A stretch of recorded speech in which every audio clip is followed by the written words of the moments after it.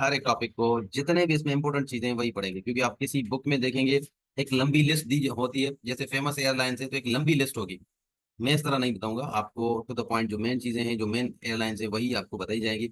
Important borders हैं, जो border हैं या इंटरनेशनल बाउंड्रीज हैं, उनके बारे में जो पूरी लिस्ट नहीं होगी, ठीक है, इंपॉर्टेंट जो चीजें होगी। इसी तरह फेमस स्ट्रीट्स हैं, उनको किस तरह याद करना है, सिटीज के निक नेम्स, ओल्ड और न्यू नेम्स, कंट्रीज के स्मॉलेस्ट, दुनिया में लॉन्गेस्ट, लार्जेस्ट या हाईएस्ट, ये चीजें जो है ये तकरीबन हमारे 9 टॉपिक्स इसमें आ जाते हैं। आज के लेक्चर में हम ये 9 टॉपिक्स कवर कर लेंगे, ठीक है।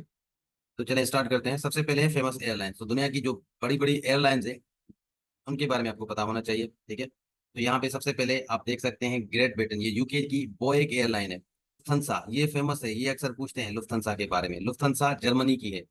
देन कैथी पैसिफिक है, कैथी पैसिफिक, ये कैथी पैसिफिक ये हांगकांग की एयरलाइन है। तेप्सो बुल्गारिया की एयरलाइन है। फिर Sky Express, Sky Express Greece की है। एजियन एयरलाइन, अब देखिए एजियन एयरलाइन, आप एजियन समंदर से समझ सकते हैं, क्योंकि एजियन सी हमने पढ़ाया था आपको। एजियन सी कहाँ पे है? ग्रीस के आसपास है। तो आपको समझ आ जाएगा कि अच्छा ये ग्रीस सी है, क्योंकि एजियन एयरलाइन है।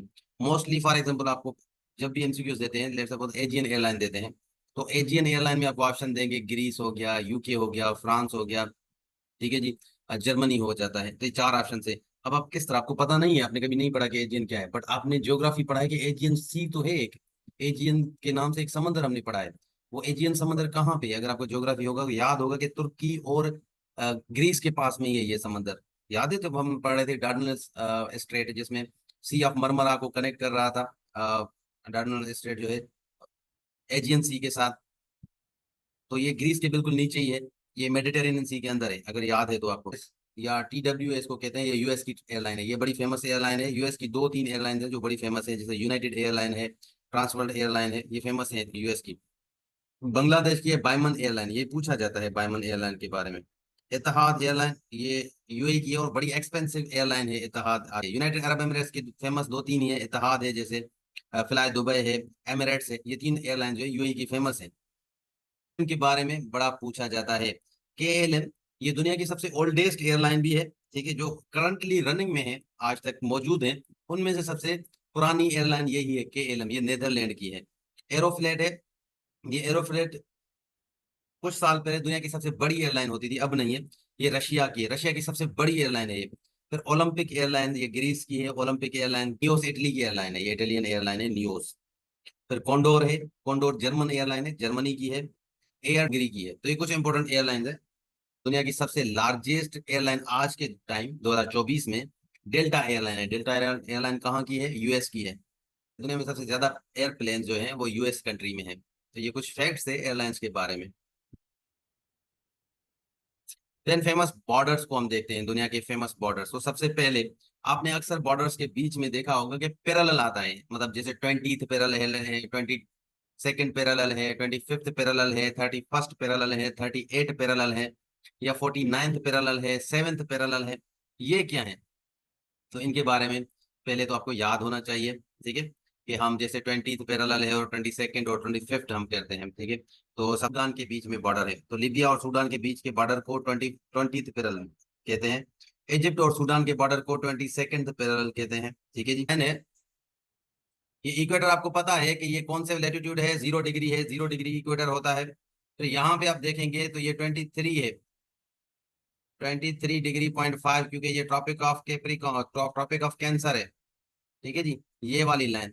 अब इस लाइन में अगर ये 23 है, तो 23 के नीचे यहाँ पे 23.5 है, यहाँ पे 22 लाइन आता है, क्या आता है? ये 22। तो ये जो 22 है एक्चुअली ये पैरेलल लाइन है, 22 लेटीट्यूड। तो ये बॉर्डर इजिप्ट और सूडान के बीच में जो बॉर्डर है इसका क्या नाम है? 22nd parallel.